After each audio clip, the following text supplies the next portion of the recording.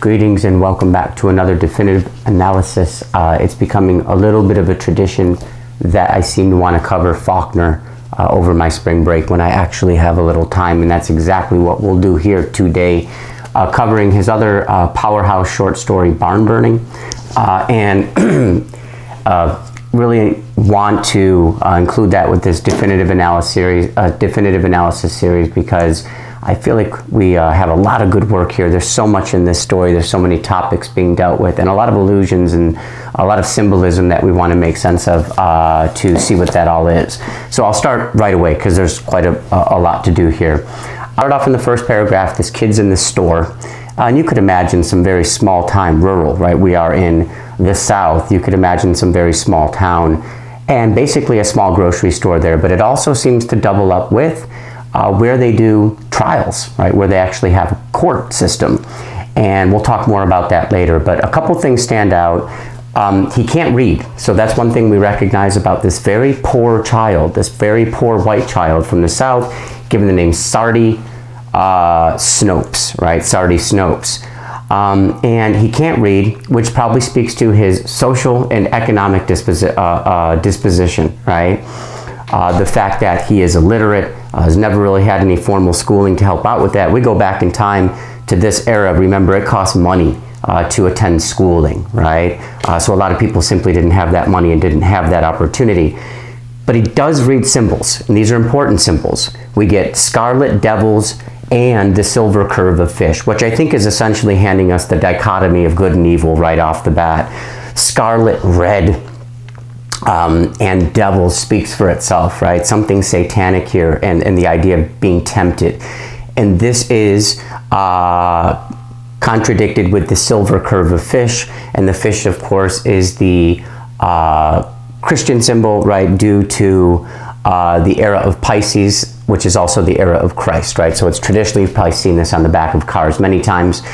It's the little simple fish, right, that has that design. And it represents really the era of Christ, but also the characteristics, the revolutionary characteristics of Christ as well. We get to apply that probably more on later. The other thing here to note is, why does the food items and the smell really stand out to this young boy? Because he is simply starving. We have to come face to face to kind of grips with the really impoverished socioeconomic condition of this child, and really people on a more relevant kind of level for us in the year 2023 to speak to the very real hunger and lack of opportunity and economic fortitude in the lives of 80% of Americans, right? Which is a very real, difficult conversation to have, but an essential conversation, I think, all the same. So notice just that primal hunger, right? That speaks to not having enough food on a day-to-day basis. And we'll see major contradictions of that, just like we in this text, just like we do in our society as well. Last thing to point out is the inherent devotion to the father there seems to be in place here for Sardi, this young boy, early on. As he says, enemies, right? Our enemy, he thought in that despair. Ourn, mine and his and both. He's my father. So we see him really have that strong loyalty to his father. Now that, of course, is really one of the main conflicts of the story internally for him, is will that waver, right? Will that waver for his father? Moving on, we get some context here of why we're in the court in the first place in this small grocery store, right?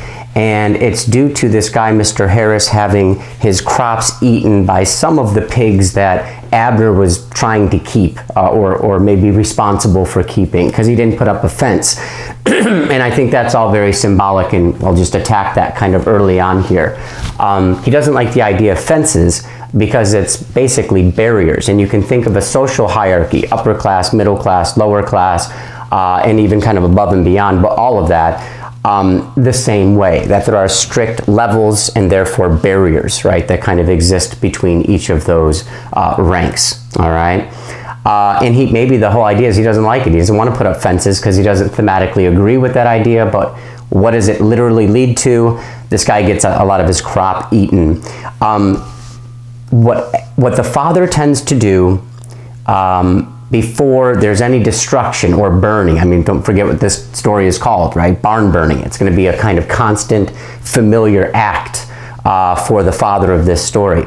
But he sends message, and traditionally he'll send a young black man, right, or a black child, right? He'll send them to give warning that, as it says here, hay and wood can burn, right? Or I should reverse that, wood and hay can burn. So he usually sends warning. We'll see if there's more warnings that he has to send later and who sends those. All right, moving back here.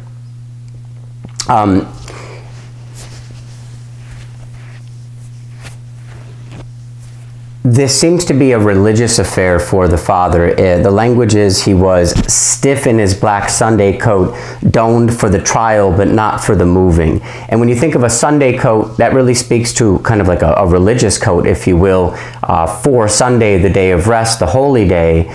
And notice he's not wearing it for the trial, so it's not out of some religious or ceremonial respect for the trial and the court that's in place here, but rather on the process, strangely, of just moving. So it speaks to the divine nature of moving forward in this story, right?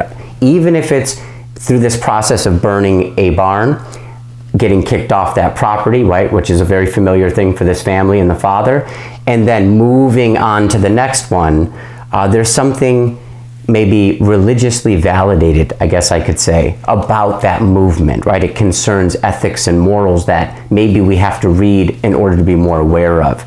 Okay, very good. I'm going to keep it going here.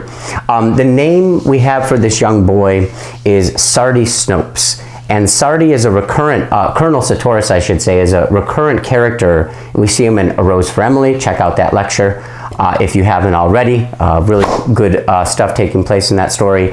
And we hear the context is this young man, who is the protagonist of our story here, has been given this name. All right, so we keep that in mind. From what I've read, Faulkner likes to, for some reason here, right, to show some contrast between the old aristocracy and then the actual Confederate military side of things. So he has his opinions about both of these things, and he tries to represent it through these big important characters that show up time after time in some of the stories that he writes. Enemy.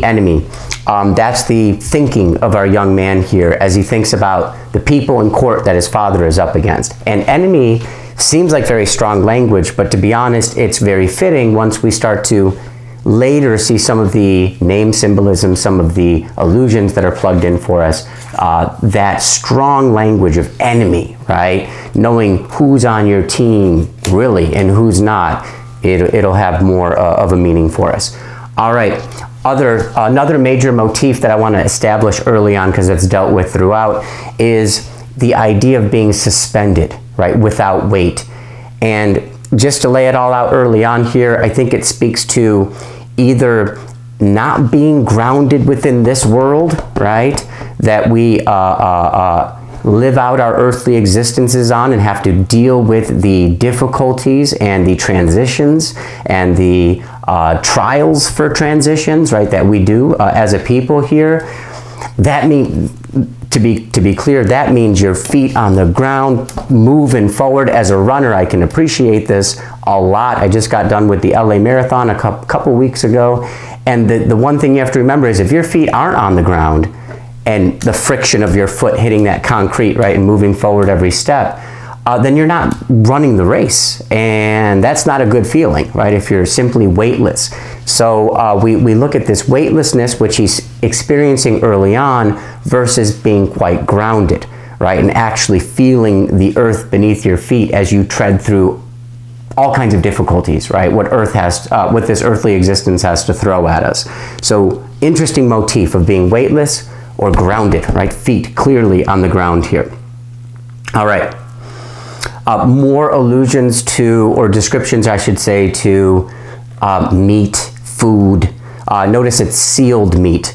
so it's there, but it's kept from him. And it makes us think more broadly, thematically, do we do that as a people? Is there an abundance of something, whether it be food or resources, and yet we keep it behind a very big wall for only the people that can afford it, right? Or have access to it? Is there this abundance in place, which is really one of the big parts of the story when we think about the abundance, the terrific abundance of the aristocracy, how rich they were, how much grandeur they had within their lives, and then the meek, almost, you could argue, miserable existences of the very poor. And again, you look at our country right now, there's a 20% that is doing quite well, the 10% especially, right, known as the consumer class, can afford anything, any resource, services, products available. And then there's an 80%, a very huge part of our country currently that is struggling, right, and doesn't have that kind of access, right, or that kind of wealth. So keep that in mind, right, as we cover a story that was written a very long time ago, but it's a problem we've been dealing with for a very, very long time. The way his dad tries to express his principles, right, and his way of, I guess you could say, his way of living, right, his way of thinking even, is to be harsh, but also always without this emphasis, this kind of passion, right? And we'll see an example of that in just a moment.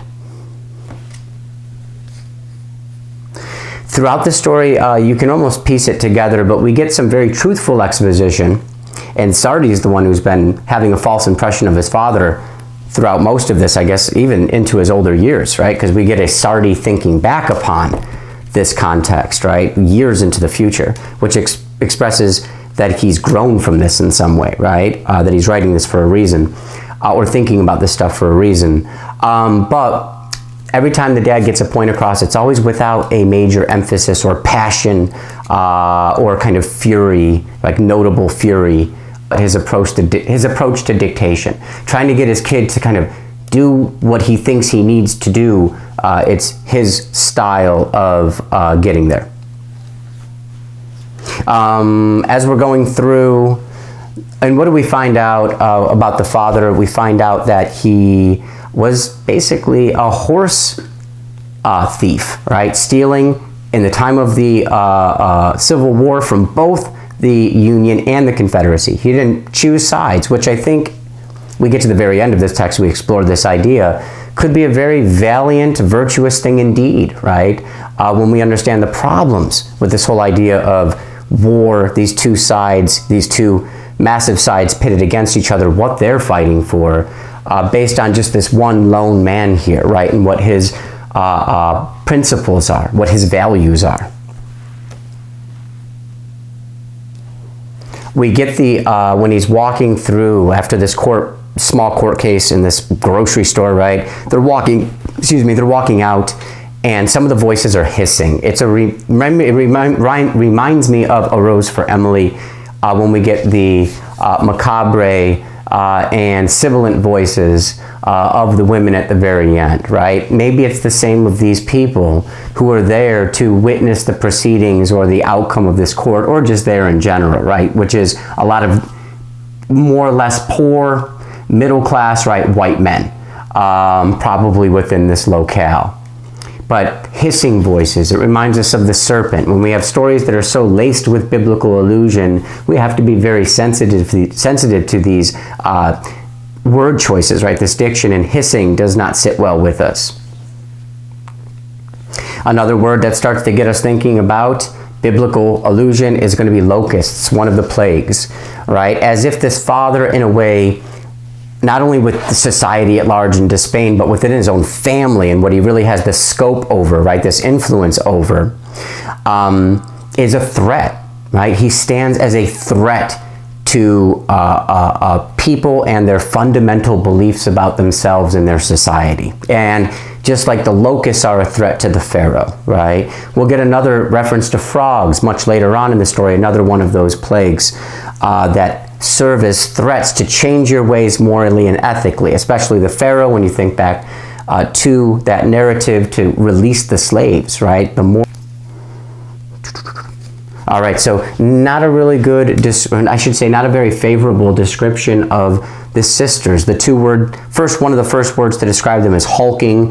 The mother and her sister, right, the aunt here, are in calico colored dresses here, which means like a cow. So we get the word bovine used later as well for the sisters, right, and the women of this family. And when you think of cows, there ain't a lot of running involved, right? They're basically just being idle. You think of them grazing. I saw some like a week ago when I was running, saw some grazing on the side of the road there. They ain't moving much, and that's the whole idea, to stay stagnant, to stay idle, and mostly thematically, meaning not making progress on ideas or ways of thinking, right? And just staying stuck in an old way of thinking that is maybe even detrimental to their existence. All right, so this is where we get some of that definitive analysis, right, where you're not going to catch it anywhere else. And this is always cool when we can find these little secrets, right, within the writing. The mother is described, they got a wagon and they just go from place to place, very poor, not a lot of possessions, but one thing she holds on to is a clock inlaid with mother of pearl. It's a very expensive item that stands out, is not really fitting into the rather poor lifestyle that they have. And notice that she desperately holds on to it. It is broken. It no longer works, right? But let's look at the time that it's stuck at, 14 minutes past 2 o'clock. And if we put that, in the way that it should read as time, numbers, we get 2:14. And what this actually connects to, look this stuff up, right? You start to do this analysis, this investigation of the text. Galatians 2:14, which says, if you being a Jew live in the manner of the Gentiles and not as the Jews, why do you compel Gentiles to live as Jews, right? And basically what that means, if I were to paraphrase, is if you are being a Jew, which means to be somebody who values minimalism, right, and poverty, and you don't have to have a lot in your life in order to feel like you have a valuable life, right? Who the Jew is in terms of character, then you have to. If you are a Jew, who is somebody who represents this idea of poverty, the virtue of poverty, and yet you live in the manner of the Gentiles, which means you want to act like you're rich, you want to hold on to an expensive clock, you want to get a Supreme sweatshirt, you want to take a vacation to a very expensive spot because it maybe shows or proves something about yourself, right? But if you're a Jew and you value poverty, which is one of the virtues of Christ, let's not forget, right? One of the central characteristics of Christ, then why are you trying to act like a Gentile? In other words, act super rich, right? And emulate, this is where we get into an important phrase, emulate the wealthy, right? Act like you are a part of that class and that status, which I think has been an issue for so many people living throughout time, really, because we've always had these people that stand head and shoulders above us in terms of their lifestyles, their wealth, their status. But the question is, do you want to live like them, or do you live in spite of them, right? And try to be a different set of values within this world. So notice the mom's the one who holds on to this clock, and she is desperate to hold on to this as it represents maybe a possible wealth. There's a great quote about Americans where, most Americans are just people who feel like they're just not millionaires yet, like we're all destined for greatness and we deserve or are entitled to this fame, right, and status. That's the question, right? Are we being driven by those temptations, right? And we'll see some really good examples of this in this text, and we can think of many from our own lives as well. All right. At the very bottom here, there's a line that speaks to where it says, cause his descendants to overrun the engine before putting a motor car into motion. But when we get the word descendants, what this is doing is, in the text, it's easy to overlook this. It's flash forwarding decades, generations into the future, and explaining that they will, in a time and era of motor cars, which back in this time period, none of that. It's horses and buggies and all these things. But in the future, they will practice the same principles that we see with the father right here, and the way he treats the mule, the way he gets the mule to go. So it's giving us a big heads up. I think it makes the story a little bit easier, which is we know that the father's principles will win out, right? They will see the light of another day, and the question in the story is, how does that happen? And what's Sardi, the son, what's the son's role in all of this? Sardi got scuffed up coming out there. Notice in the fight coming outside, the dad pulls him back, right? Without heat, without passion. Sardi wants to get it mixed up with these people that have just disrespected him, right? And tried to start a fight. And the kid is twice his size.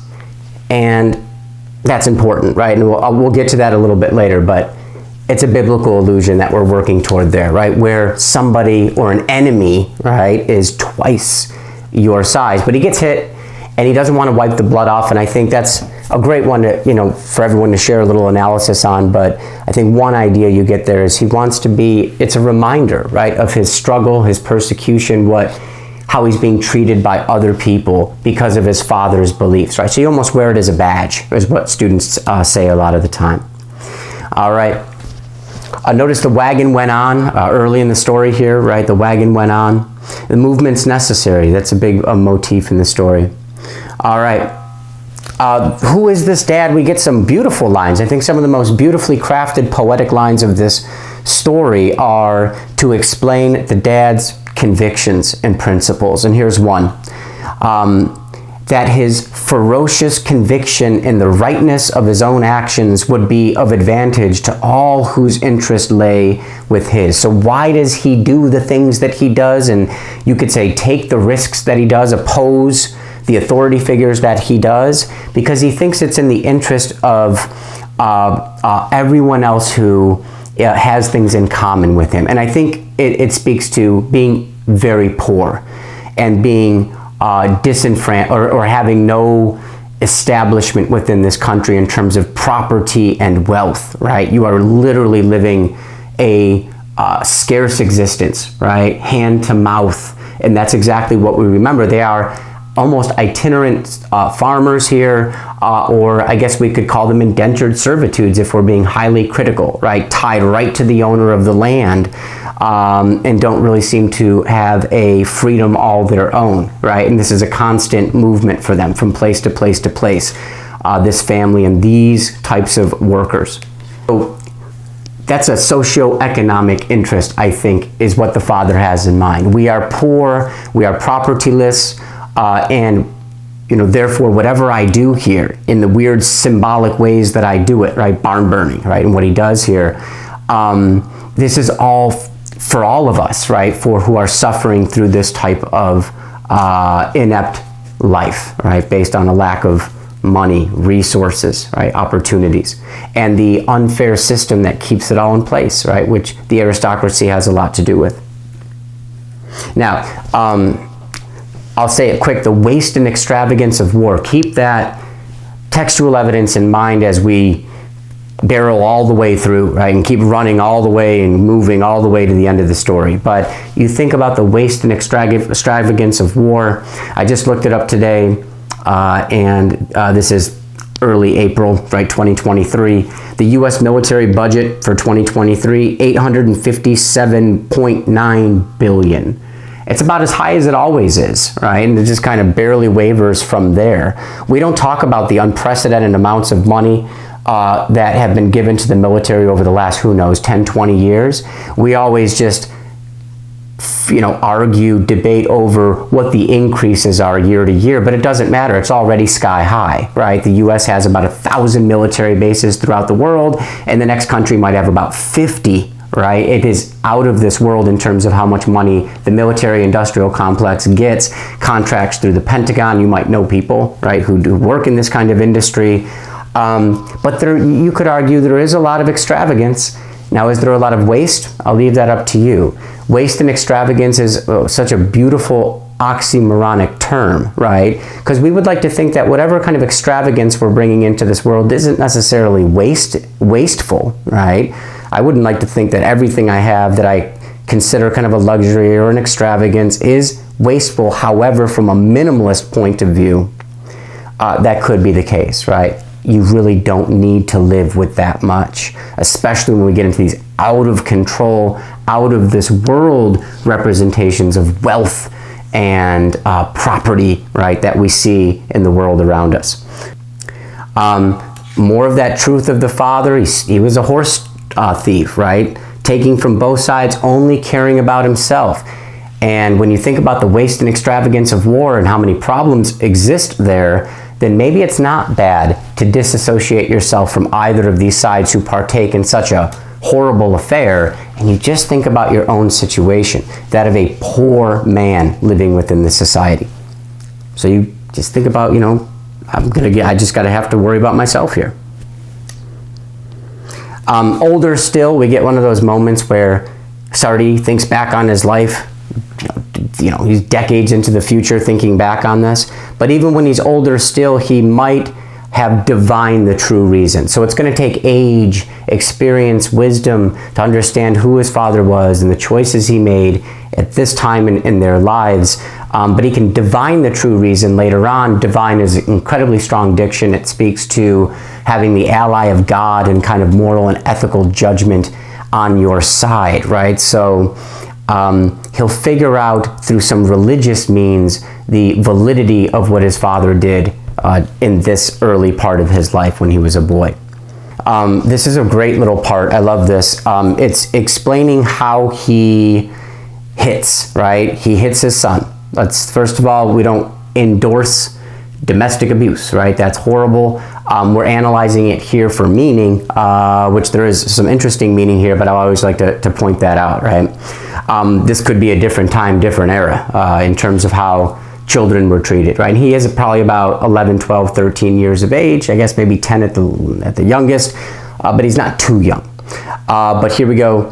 The way he hits his son is, and he just kind of doesn't do anything else. Remember, without heat, without passion. He's not like, you lousy, son, da, da, da. He's not yelling at him. It's just a hit in the back of the head, and that's it, right? That's pretty much all he does.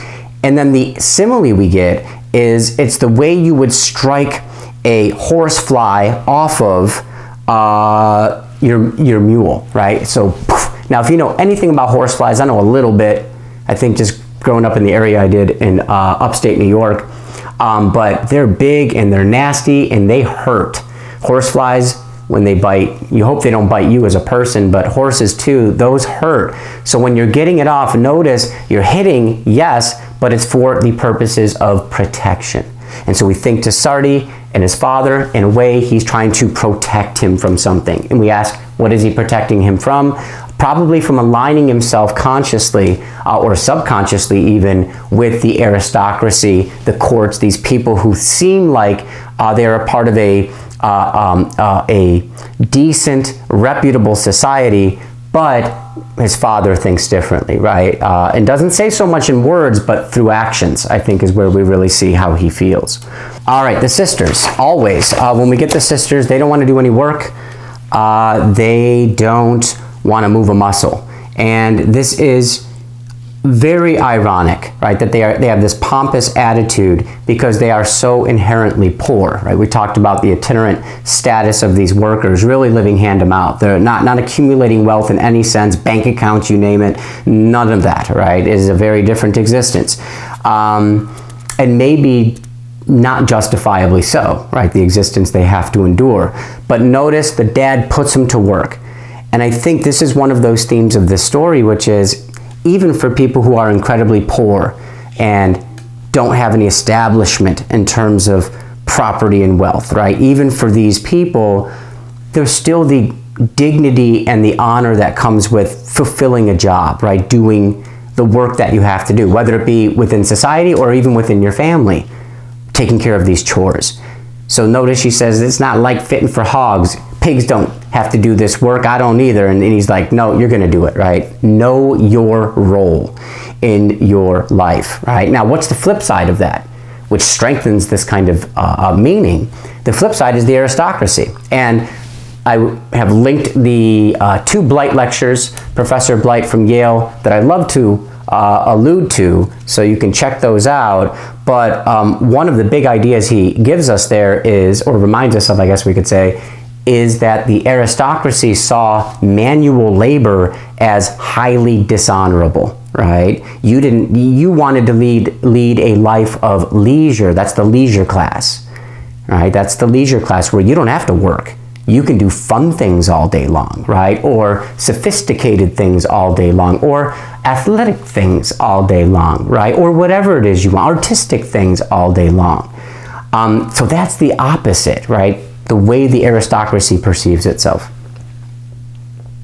You see also with the sisters, they're kind of like, it's that emulation of the wealthy class. They're wearing cheap ribbons, trying to look wealthy, trying to look like they're a part of some higher class than they absolutely belong to, right?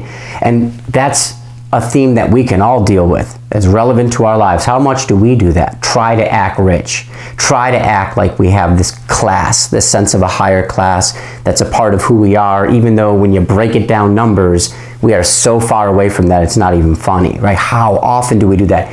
What are the examples of us, right, doing this, right? Or being tempted by these things. And there's that word, biblically tempted. We're being tempted by a lifestyle that is not our own. That's the problem with the emulation of the wealthy. You're being tempted by something that doesn't belong to you. It's being kind of sprinkled down for you to see and glimpse, but it's never going to be yours to truly embrace with your earthly existence here. A very powerful line, so I'll just read it because there's so much thematic importance tied up in it. He says, as he's getting ready to go meet Major DeSpain, the owner of this plantation, he says, "I reckon I'll have a word with the man that aims to begin tomorrow owning me body and soul for the next 8 months." And that's that indentured servitude, right? Where you are basically owned by the owner of that land until that contract is fulfilled, right? And there's not a lot of money coming out of that either, really. It's just to kind of survive, right, week by week. But another way to understand that is the way that we all understand it, which is the employer-employee relationship, right? I work for a couple institutions. In fact, I just got a new contract gig, which I'm very excited about. So I kind of work for 3 different people now, right? But in a way, they own me in terms of my time, especially my high school, because I have to be there so much for my hours, right? So they do own us in a sense. And sometimes maybe we fail to realize that, right? But that's the kind of relationship he's describing here. All right, you can get into a lot of discussions thematically about the problems of being young, really the main ones being lack of experience and therefore really no wisdom until much later on after you've done a lot more living and been through the good, the bad, and the ugly, which life can throw all of those things at you. So he calls it the quote-unquote, the terrible handicap of being young, right? And part of that also is you feel like you can float away, and maybe that weightlessness, remember that's not a good thing in this story, has a lot to do with how we can drift off into these impressions of what our lives could be when we watch the celebrities, or we watch the Oscars or the Grammys or whatever, the Academy Awards, which I think less and less people nowadays are watching these things. And you are reminded also too of the irony of a group of people who have to put on an award show about themselves just to make themselves relevant, right? That's a big part of it, right? They'd be even less popular if they didn't throw these parties and these big events for themselves. They'd be even less popular, right? But back to what we had here, being carried away by that, right? Oh, how nice. And then that takes you away from getting your feet back on the ground, forget weightlessness, feet back on the ground, making movement toward changing what's actually here on earth right now, right? Instead of just being drifted off into some dream about it, you recognize that's not working out for me and I'm going to actively, feet on the ground, excuse me, make changes, right? While I'm here right now. And that's what the dad is doing. Maybe we don't respect his means. Maybe his means make us worried. He's burning barns, right? He's causing destruction. He's not extinguishing life. He might be extinguishing meaning, but not life, right? But it makes you think about the job that he's doing here. He's trying to do it within his lifetime and pass on that, the importance of doing that. All right, moving along here, honeysuckle. We get the a few different times we have honeysuckle alluded to, and if you look up the meaning of this, I will make it easy for you. It means if you truly love someone, it alludes to the idea that if you truly love somebody, then you have to be willing to let them go. And if all is well and it's real and they really love you too, right? Whether it be, you know, a person that you are romantically linked to, or even a family member, if they love you too, they will return. So that's the meaning of that. And we get that exact incident, right, in this story, right? Letting go of the boy, letting him make up his own decisions, and then seeing if he will return, and maybe in what manner he will return as well. So the honeysuckle really sets us up for that whole dilemma, right? But it also takes confidence. I think I'm a father of a soon-to-be 7 and a 5-year-old. And, you know, if you love them, let them go. I'm not ready to let them go, right? Maybe because they're so young, of course, but the day will come when I think in order to let them go and make their own decisions and live their own life, it's going to require a certain confidence on my behalf, and I think that's a confidence that the father is working at in this story too. You're going to have to be confident, right, that he's ready to go on his own and make those fatal, important decisions that he's going to have to make, or she, right, whoever it ends up being. This idea of a son or a daughter pressing forward into a new day, right? This is the big paragraph, starting with presently he could see the grove of oaks. This is the paragraph where he walks into up to the DeSpain property, up to the house, this big estate home. I'll put some imagery here, of course, so that you can get a sense of what this looks like, right? Really idyllic, really heavenly, right? When you think about the vast amount of space and manicured space, and how beautiful and peaceful and calm it all seems. And that is overwhelming Sardi, this young, impressionable, poor boy, as he walks in. What I love to do here is allude to MTV Cribs, right? And of course, that's picking up on Lifestyles of the Rich and the Famous, which was airing in the 80s, so it wasn't anything new, but it's taking us into the world, the homes, the lifestyle of the incredibly rich, right? And at various levels too. Sometimes they could have been very wealthy, maybe not too much, but just like starting out, right? Who knows? But it's like walking into MTV Cribs, right? And the way I like to explain it to my students is, it seems great, right? They're opening up the doors. Hey, how you doing? Come on in. Let me show you my backyard with the swimming pool. Let me show you the game room. Let me show you where I keep all 7 of my exotic sports cars, right? All this stuff. But let me tell you this, try to go there on your own without the cameras and all these other people that are setting up that show. Just go knock on his door, him or her, that celebrity, and see if they're willing to let you in. Right? Or if it's going to be a much different kind of reaction or response that you get. Door slammed in your face, you can't climb the security wall, you'd get in trouble, you'd probably get arrested, right? There's so much keeping you from that lifestyle when the cameras are off, right? And the sense of inclusion is cut off from us, right? Which is what so much of that emulation of the wealthy is based off, right? Enticing us with all of these things as if it could be ours. Or if it can't be ours, at least let me in your door. Let me see that room and that room and that room, right? Just please give me this, right? So I feel connected to it and attached to it. And that's exactly what Sardi's dealing with here.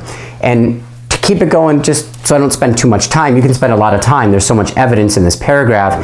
It's a tug of war. You see the word ebbing used a couple times, right? Ebbing in and out. And what we're ebbing in and out from is the influence, the massive influence of this home, the alluring nature of it. This could be you. Look, it's also peace and common here. There's plenty to go around, whatever it is. And then what it transitions to is, sorry for the barking dog, is the father. And he will not be dwarfed by this house. He stands tall, his black silhouette against it, just as imposing of a figure. In fact, imposing up against something not only twice his size, but bigger than twice his size. And I think here, we haven't gotten the name exactly referenced yet. The father's name is Abner. And that's really what set me off on this story. That got me thinking differently compared to what you'll find online or really anybody else, right? Don't forget simply what that name means. Abner is father of light.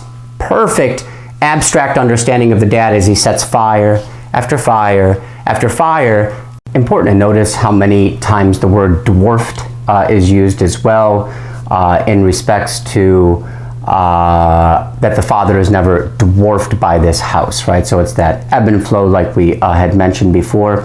You do get a reference as well following that huge paragraph where we're going into this plantation home of the clock-like finality of the father's steps, right? And clock, I think, is one of those kind of universal themes when it comes to Faulkner's work, which is that time is always marching forward, right? Whether these old aristocracies like it or not, the times change, people fight for these changes, and there's only so much you can do to prevent it, right? A lot of Faulkner's work is kind of about the dissolution of this slave state, right, and these privileged families, and other characters as well, other kinds of backgrounds, but in a lot of the work, these privileged characters that have benefited from it, right? You can't stop time marching forward, and the father and his ideas of doing away with this hierarchy represent that idea of moving forward here, right?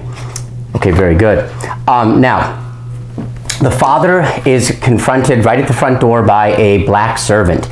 And remember when we read this, right, when we go over this, this is not during slavery times, right? This story is actually taking place in Reconstructionist times, which means there is no more slavery here. However, what we notice is there's a lot of remnants, lingering remnants of slavery, including kind of a black servant in the home. Remember, there was field slaves, there was house slaves, right?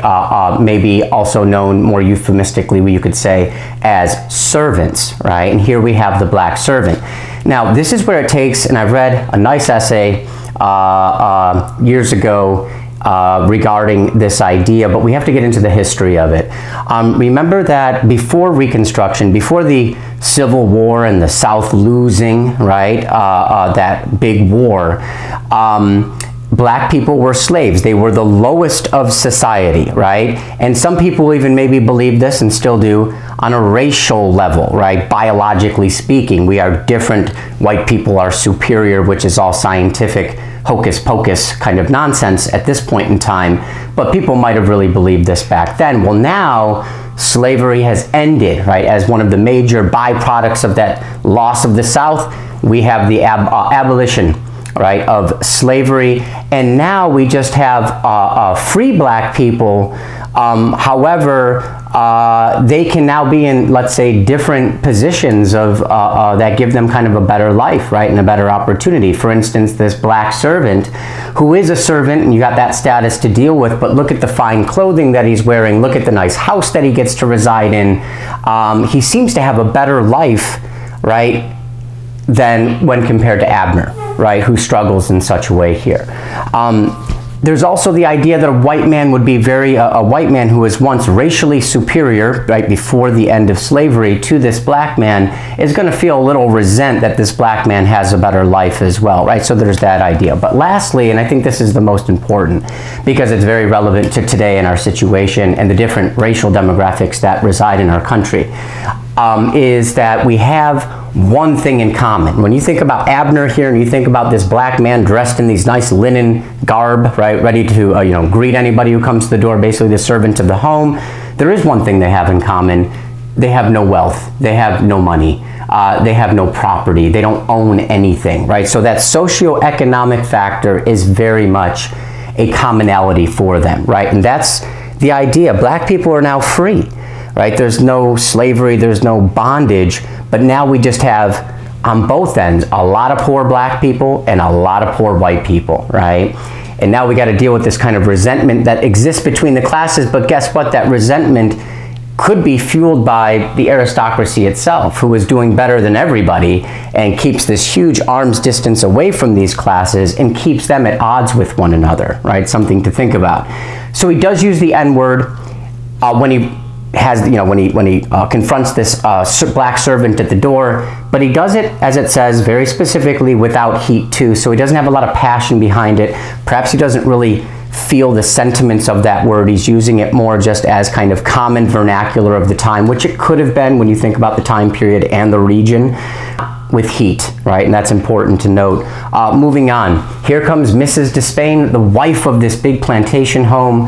And she has been busying herself making biscuits. Right? Talk about leisure, cooking, right? And having a lot of time to devote to cooking, right? Especially if, oh, I want to make this and see what I can do here. That's a leisure, and that's what she's doing. Lula is very similar to Luna. It gets us thinking of the moon and when you think biblically and symbolically, the moon is usually pretty negative, right? Whereas the sun is really everything. The moon is kind of the opposite of that, including perhaps temptation. And what are we being tempted by? In the middle of this paragraph, it says, a pendant glitter of chandeliers and a mute gleam of gold frames. Essentially wealth, right, and opulence seems to be what we are being tempted by, especially Sardi being in this home. Another thing that stands out is she's wiping her hands clean of biscuit dough. And it's falling to the floor, right, whatever. He's starving, right? So it's not only the idea that they have food, but they have food in abundance, right? Kind of that wealth and extravagance that we explored with the notion of war. We can now relate to this this kind of smaller scene, of course, with the woman and food, right? How much food goes to waste for the opulent class, right? The aristocracy, or for us nowadays, kind of the extremely wealthy class of this country. How much waste is a part of their lives. Okay, very good. Now, she says, will you please go away? And she says this, very importantly to note, in a shaking voice. She is scared. She is frightened. And that's an important thing. I mean, you think about Abner, somebody with nothing, right? And the way he just has to kind of survive and try to make these kind of political, social, and economic statements the way that he does, taking it right to this family, right, their sense of status and privilege, and now they're terrified, right, once confronted. He smears this manure all over this rug, right? And we'll talk more about the rug in a minute, but, you know, defiling it, disrespecting it, right? Maybe disrespecting the home, but we'll talk more about the rug in just a moment. As they leave the home, right, and they step back outside, they're looking at the big white plantation home. You'll see a picture here, right? So we know what kind of a house we're looking at here, right? Because sometimes if you don't know what it looks like, you have no idea. And he says, regarding the house, he says, pretty and white, ain't it? That's sweat and sweat. Maybe it ain't white enough yet to suit him. Maybe he wants to mix some white sweat with it. We have to remember that going back into slave times, the slaves were forced to build these plantation homes. In fact, you should know, everybody should know, that slaves built the White House, right? We can't forget these simple facts. So it was slavery, forced labor, right? Subjugation of the black population that built this house. And now that black people are free, right, at least in terms of amendments, right, and the abolition of slavery, now they've got to get poor white people to do this, right? Because they can't force black people to do this for free. They got to basically force or compel poor white people to basically maintain these properties, and not just the properties for their own sake, but the symbolic aspects of what these properties represent. A tie to the old South, a tie to the old ways, that old conservatism, that old bigotry. All right, the sisters, they drop the rug off, right? Shortly after this, they pull up. He's got a black boy with him. And this is DeSpain, and notice DeSpain does not get any name, right? He doesn't get called by his actual name here, and I think that's to objectify his existence, right? Yes, with that name DeSpain, he's powerful, he has status, he has influence, but without it, he's just a man. But what happens? He drops off the rug. He basically says, look what you've done to it with the horse manure. You got to clean it. So what does Abner do? He basically demands that his two sisters, his two daughters, right, do the cleaning. And immediately, what is their response? To tell Sardi, the younger brother, to do it. So and then you get some wonderful diction here to explain the girls' attitudes, kind of their dispositions, which is stooped, broad, lethargic, and stooping. And these are all words that speak to a kind of inertia that we have here, right? In fact, earlier we just had when it came to the two girls, we had the description of idle inertia, which is actually an oxymoron, because idle means to kind of stand still, whereas inertia means to move forward. But I think that's one of the main thematic points here that Faulkner is trying to get across, is what happens when stagnation is what carries on into the future instead of change. What if we never change our ways, our attitudes, our feelings about these important concepts that we're discussing here, and things just remain the same, that idleness just carries on into the future with its own weight and momentum? So it's very paradoxical, but at the same time, I think it's a pretty clear point. All right, very good. So the sisters, they don't move, right? Just like cows. And we get that pretty direct comparison throughout the text. Now the sisters say something interesting. I'll try to be very quick here. They say, if I would have had a beautiful rug like this from France, I wouldn't just put it where people could walk all over it. And so now it kind of forces us to think about the rug itself, France, and I think the connection here, which makes sense for us, it's an important symbolism in the story, is if it's coming from France, what else comes from France that the South adopts wholeheartedly, especially the aristocracy? What they adopt is the social hierarchy, right? You think King Louis XIV, the sun god. I've had the privilege and the pleasure of going to Versailles, right, that huge palace in France that this guy built for himself, and it's quite astonishing to think one man needed all this, right, for himself, but it's the way they feel about themselves. And so the aristocracy of the South borrowed heavily from some things that I've read from that sense of hierarchy that we get from France. And the girls make a good point. Why would I put this whole hierarchy thing in a place where people could trample over it and ruin it, right? If I'm the aristocracy, which the girls are trying to think like, right? They're trying to embody that those people, right? That kind of entity, I guess you could say. I wouldn't put it where anybody can damage that. So they're thinking like an aristocrat, thinking very kind of rationalistically here. All right. We already talked about Abner and the name meaning, but just to reiterate, Abner translates to father of light, and then biblically, Old Testament, it goes back to the general, mentor and kind of guide to David, who has to take on that force twice his size, which is a motif that we get here in the story, right? When he goes up against Goliath. What does the dad force the girls to do? Right? He forces the girls to do it. They don't want to do work. He makes them work, and he uses homemade lye. And if you look up what lye is, it's kind of an old-fashioned cleaning agent, and it includes ashes. And so we are scrubbing a symbol, this rug, we're scrubbing a symbol of the social hierarchy and the aristocracy that is propped up by it with ashes. And what does ashes do for us? Well, it gives us the reference, the allusion to Ash Wednesday, which can be summed up right in that proverb, I guess, ashes to ashes, dust to dust, meaning we all come from the earth and we all return to the earth, right? And it's important to note, even Jeff Bezos will die.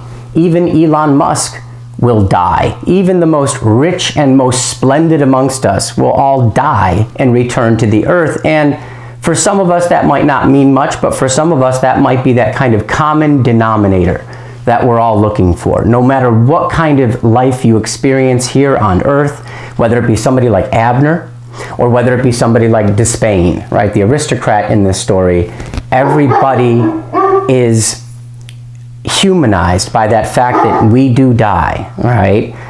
To be quite honest, you get into specific conversations about this, you see that the rich can afford gene therapy, they can afford ways of extending their life, maybe even new organs if needed, right? So there is always that aspect to it, but for the most part, we are organic and we will become ashes once again, right? Dust, ashes to ashes, dust to dust. So it's a beautiful, kind of like two metaphors, one metaphor on top of another, but we have the lye, the ashes, scrubbing away that sense of hierarchy and privilege within the world, all right? The mom hates it when Abner makes these decisions, right? Because she knows it's going to lead to problems, and it means they won't have stability. They won't be able to stay in one home here on this man's property. They're going to have to move. So you can see her nervousness here, right? The girls, we get some play upon constellations in this story, and the girls will give us Gemini. They are two identical sisters, essentially.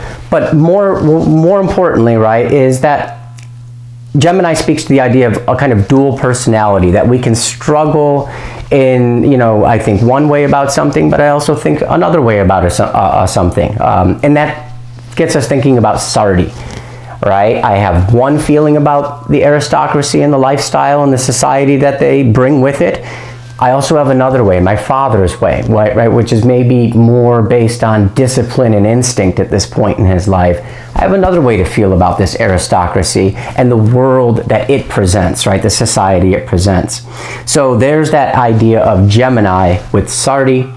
You're going to see a lot of whippoorwills, and if you look up whippoorwills, it is a bird, and the symbolism is expect an impending death. So I think if you're really reading into the illusions, the birds, the plants, right, the things given to us, it really does help suggest a way to understand what's coming up, make predictions on things, right? But you just got to be careful and spend time looking this stuff up. All right. We have, I'll say this very quickly, completely destroyed the rug. The father knew what he was doing. He basically forced his daughters to totally destroy the rug using a very harsh lye substance, right? That includes these ashes, all right? So he's completely ruined it. Now, right after that, there's a paragraph, and the opening sentence describes how they are, the family itself, and the shacks, right, that they're living in on the DeSpain property are scattered without order or claim up and down the 2 rooms. Scattered throughout the hierarchy. In fact, there is no hierarchy, right? Without order, no more order, social order to this world. Imagine, right? If we didn't have the upper class, the middle class, the lower class, those living in poverty, those elites that have more wealth than you know, even imaginable, right? Imagine if we didn't have this kind of hierarchy, this order. And that's exactly what's happened once we've destroyed the rug, right? We're kind of seeing it play out, at least within their little space, living on the DeSpain property. All right, you got to live by Abner's rules, and with Abner's rules, there's no fences, there's no boundaries, there's no hierarchy, right? And maybe that's the direction of progressivism that we should be headed on, right? Some countries maybe already are more so than others. But it speaks to a world politically, socially, and economically with no order, right? Imagine. I think that's part of that John Lennon song, Imagine, that they listen to when the ball drops every year. People don't understand the major message of this, but imagine none of these boundaries or barriers, right? Imagine people weren't driven by money. Could you imagine, right? All right, they're getting ready to go give the rug back, right? We've totally ruined this rug, and we're ready to go hand it back, and the power that is felt with the father lifting up his son into the onto the mule, I think speaks to the transmission of all these ideas passing into his son, right? Giving him strength as he goes up to do the fateful deed of dropping this rug off, and its symbolism, what it represents. It's a major threat, right, to DeSpain. They don't, you know, you've done something wrong. Usually, if you've ever played Ding Dong Ditch, I did it a few times as a kid, you would ring the doorbell, and then the goal was to get out of there as fast as possible. And what he does is kind of the exact opposite. We've ruined the rug, but he's going to take his time. He throws it down, it makes a thunderous sound. My quick analysis on that is maybe the sound of God, kind of like a judgment, right? Usually when we think thunder, sometimes we think kind of these manifestations of God on earth, right? That power, that could be it. And then they walk away. He even stops his mule from trotting forward too fast, and we're just going to take it slow here. And I think the idea is he's not scared, right? What's done has been done, and he does it based on principle, not just for the interest of himself, but for everybody he thinks he has some common interest with, notably probably socioeconomically poor people, right, is what we have in mind here. Right after that, next paragraph, it cuts to DeSpain coming back with that rug, and he's not given a name again. Totally objectified just like a man, and this time it's interesting. He is collarless. The collar's open, much like you see here, right? Bareheaded without that kind of formal hat, and once again we have a trembling DeSpain. He's scared, like a man who has been threatened, right? Who's never really maybe been threatened before and challenged in this way. He is incredibly scared, right? And I think that's, from that progressive standpoint, that's kind of what you want. You want these people to be frightened. You want them to be scared, right? And that's what Abner is being successful in doing here, right? Now, what he does right after this is he plays the judge, right? And that requires a little bit of history as well. In this antebellum period, and we're just out of it with Reconstruction with this story, the aristocracy were essentially the courts of the land. They were the ones with the power. They were the ones who would, execute orders and charges against people. And here you see him levying the fines, right? What it's going to be. And he says, I'm going to charge you 20 bushels of corn against your crop, which means he's not going to have to, Abner's not going to have to pay him back in cash. We know he doesn't have any. He has literally no money. So what he's going to have to do now is pay it back with hours of work, right? More hours for him and his family to just pay this back before they can make even the additional money that they might need, or whatever, hand to mouth, whatever it's going to be. So it's a pretty bum deal, and he's making the rules. It shows the lack of power that people have within these societies when up against the aristocracy. All right. A sign of the times, for sure. All of this stuff with the rug occurred on Wednesday, which I think just keeps reinforcing it's the whole theme of Ash Wednesday. We all come from the same place. We all go back to the exact same place, right? Maybe there's some humility and some humbleness that comes from that. All right. Later on, right after that, the sun wavers, right? A lot of this story is the complete ebbing back and forth of Sardi. Who is he siding with here? And for a moment he kind of says, maybe my dad will he's gotten in trouble here. What he did to this rug, he's going to have to pay back all this money with, work. And maybe this is going to be enough to change him, right? So I'll be quick here, but we're back at court, and the crazy circumstances that it's actually Abner who is trying to sue DeSpain for exorbitant charges, right? Like that 20 bushels of corn is too high. Long story short, the judge, right, we're back in this grocery store, right? You can tell that small town existence where the aristocracy would easily hold such sway, right, in these kinds of hearings. But the judge finds, okay, not 20, but 10. And again, this was reinforced in an article that I read years ago, that's still a really horrible deal for Abner, this extremely poor guy who's got literally no money, right? Because that rug is probably not much to DeSpain, right? Somebody with all of this wealth, generational wealth perhaps, just what was given to him as well.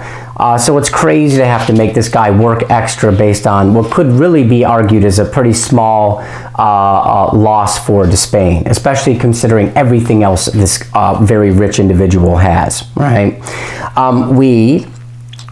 The son is very optimistic. He's siding with the father. He won't get those bushels. We're not going to give him anything, right? So he's starting to side with his father more and more.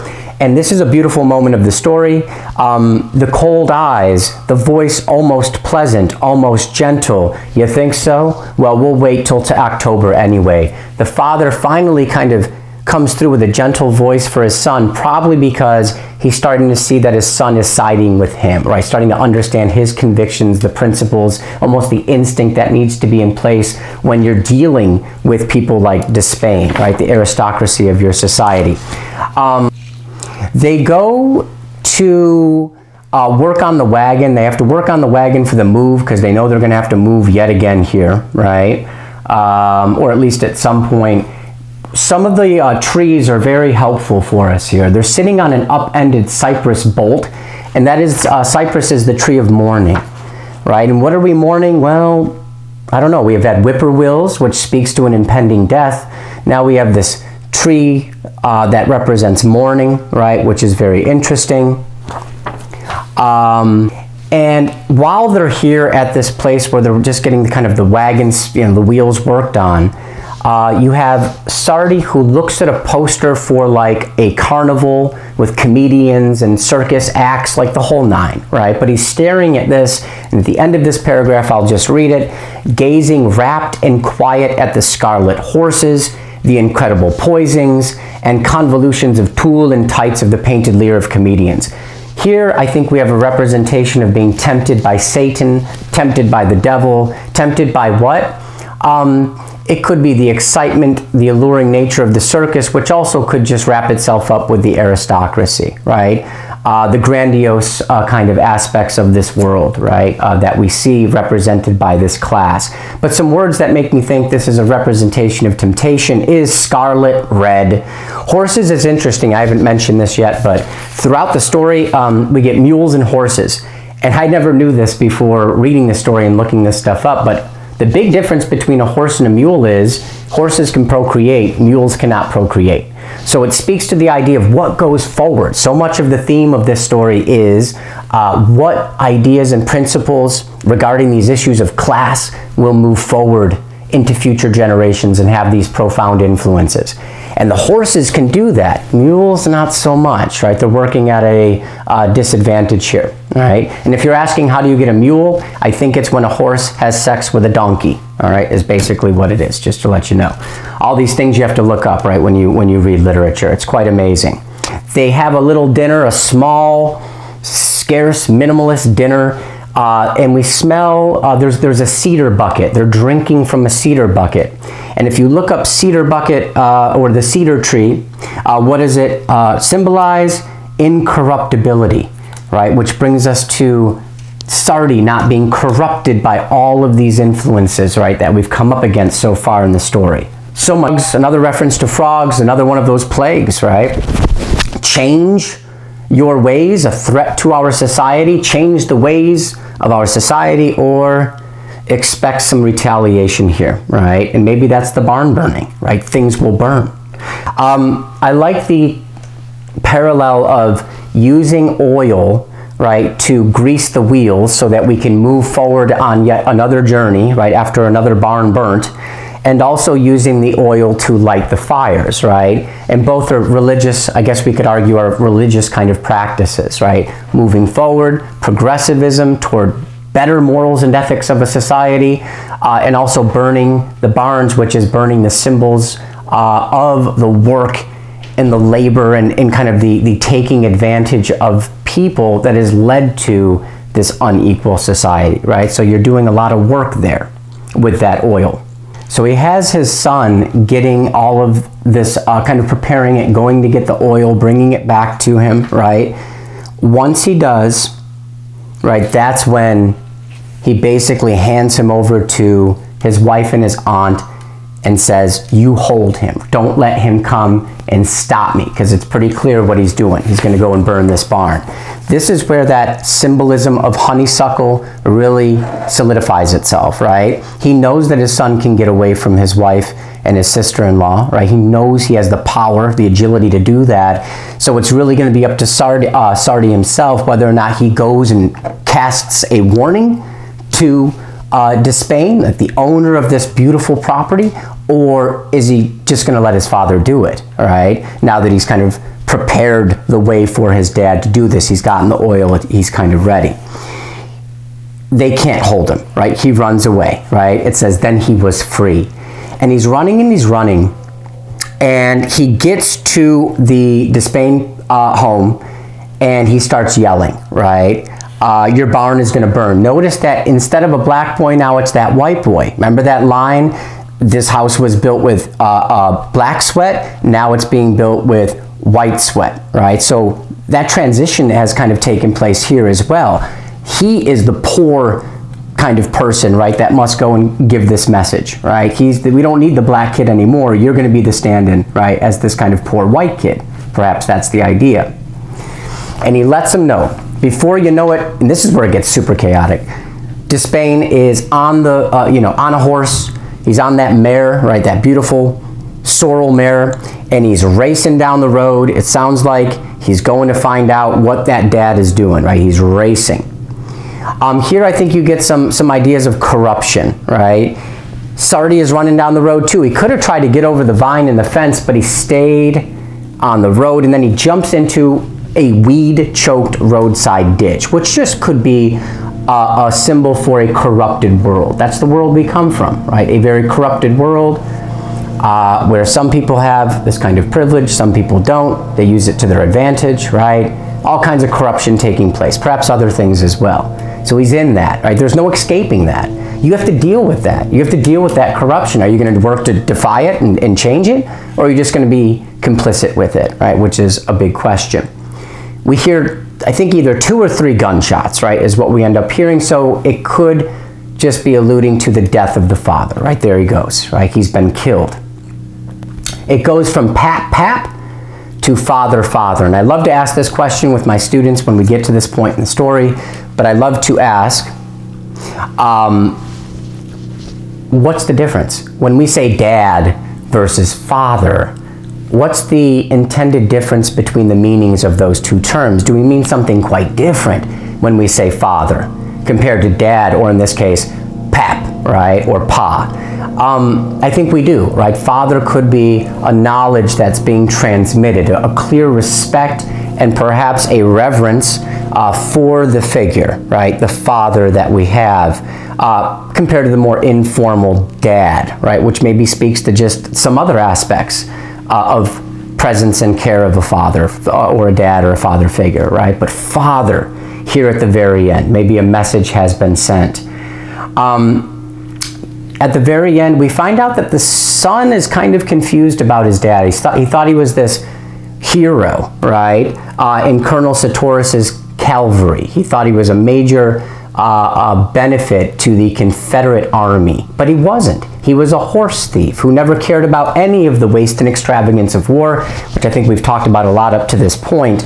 And he was in it for himself. So the son seems to have quite the confusion here. You wonder how long that confusion sticks with him as you think about, he's looking back on this stuff from like 10, 20, 30 years into the future, right? So you wonder how confused he is as time moves on, but you see that here at the end. But we also find out the truth. He was just in it for himself, stealing horses from both sides. Last paragraph, first line. The slow constellations wheeled on, right? So this is a story that does kind of operate with some sense of kind of constellations. I know Gemini is a major one for us, right? There could be others as well. More references to whippoorwills, right? An impending death. Maybe that could be the death of the father. That also could be more broadly the death of an era, one way of thinking versus another. The death of one aspect of Sardi, that Gemini characteristic, that dual personality. Maybe one side has died, and I think there's a lot of truth to that, because here's the last thing I'll really talk about. It says, as the instant for giving over to the daybirds drew nearer and nearer, there was no interval at all between them. So the day and night, the whippoorwills and the daybirds, everything is kind of ceaseless, which could be that there's no longer two sides to Sardi. He's not going to side or find some kind of sentimental value in the aristocracy and the lifestyle they represent. That's all gone. In fact, he is completely the spitting image of his father, which makes sense because in generations to follow, we're going to see those same characteristics of the father live on, which means Sardi has probably done a successful job of passing those on, right? We can kind of follow that through, which is pretty cool. All right. All right. Also, constellations help to tell the stories of our time, right? Endlessly. They're always kind of been here, and perhaps that's what these stories are when we're up against things twice our size, right? Whatever those things might be, and we have to find the courage and the discipline to move forward. I think last things I'll just summarize here. When you think about this story thematically, what are we talking about? I think we're definitely talking about anti-aristocracy, right? Starting to shed a very different message about a minimalist, more scarce lifestyle and having more virtue there than the extravagance that we see elsewhere. Very important for the world that we live in nowadays. Work is essential, but the work needs to be fair, right? Remember how the aristocracy feels about itself. Check out the Professor Blight lectures that I'll link in the description. But to work was to be dishonorable, right? Which is pretty amazing, right? To do any manual labor for this aristocratic class was seen as dishonorable. People need to work. That could be the reason for our existence, not just leisure all the time, right? Maybe we just got to work for the leisure if we're lucky to have it. Some people don't. Some people don't get a lot of leisure, right? Something to think about. Lastly, know your blood. And not just family, but I think also in terms of socioeconomic consciousness, classism, know what class you belong to, know the forces that act against you. You might not be thinking about classism, but arguably the people at the very top who have all the wealth and privilege, they're thinking about classism every day of the week. and that's how they maintain it, right? So if you're not thinking about it, doesn't mean other people aren't, and that's what we call class consciousness, right? Knowing the class you belong to and what's at stake, essentially. All right, very good. All right, that's going to do it. I hope you enjoyed this lecture. Always happy to put together some material for these big blockbuster short stories that we have from some of these authors. And I think in the future, I have read The Sound and the Fury, but my goodness, that's a crazy one to cover. But maybe some other Faulkner short stories in the future here. Thank you and have a beautiful day.